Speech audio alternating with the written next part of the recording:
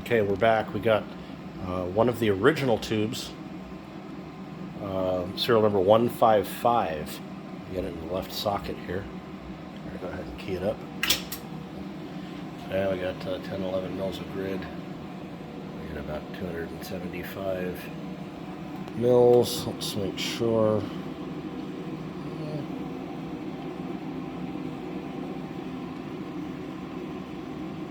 Oh, about 275. And 2,000, a little over 2,000 volts. So exactly the same. Didn't need to retune it, but maybe 5 milliamp. I just wanted to make sure it was going to be the same. Power output 280. So yeah, we're no blue. 280. So that I would say is pretty typical for a 4400 at in this transmitter at these voltages. So you know, you got a full 40 watts of different of emission between the tube from the original set and the brand new one. That's obviously going to be a problem. If I were to run them in the modulator of the 20V2 over here, well, then I could individually adjust that modulator idling current and you know, balance them out. But you know, in an RF setting, there's really no way to do that. These things don't have a way to really neutralize them. At least this transmitter doesn't for RF. But we'll leave it keyed and see what happens. We'll check it. It's right in the dip. 10, 11 mils.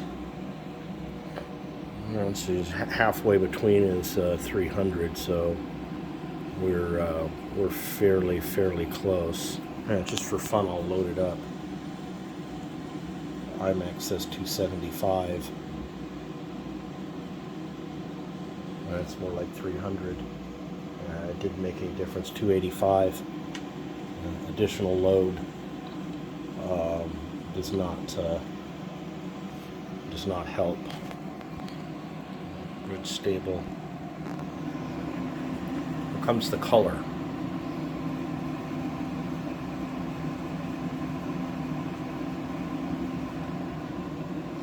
Starting to show some color on the plate. Interesting, the other tube that was new never did show any color. I get some good color on the plate there. Plate current's about the same. Grid current's the same. Just over 2,000 volts. So yeah, she's showing some color. Power output 251 watts. So we have lost significant power. I will make sure that this is dipped. Right in the dip. 242. This thing's getting a lot of color on the plate. Grid is spot on. Plate voltage is spot on. Yep, and as you can see, we're really starting to get a red plate on this guy. And it looks to me like, yes, we have lost some plate current. We're down to 220 watts. So let's crank it back up on the load, see if we can overcome that. We cannot. We're 220 watts. Grid is the same. B plus is the same. I'm going to drop that extra load out of there. So now we have what I would be considered as a very hot plate. It's not completely engulfed, but at least 50% is. We're now 213 watts output. Started at 285. So I'm going to go ahead and unkey it. So therein lies the problem with these tubes at high frequency. They will lose emission on you pretty quick.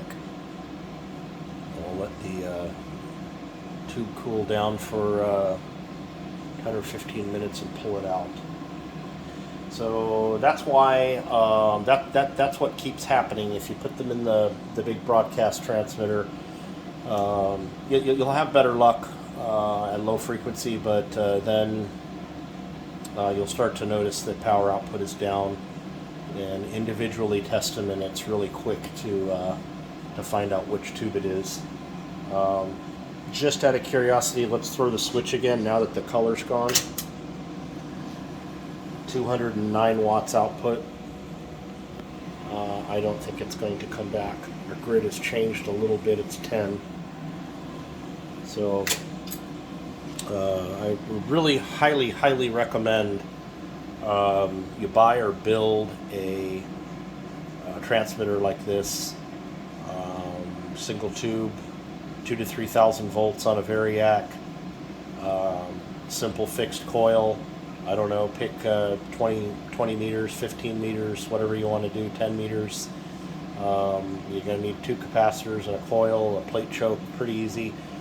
Throw it together, and then it's very easy to identify when these tubes lose emission up at higher frequencies. So obviously this set of tubes is not usable for us. I just don't know where to go from here. But I just wanted to show you firsthand, live on camera, the Penta 4400 losing emission.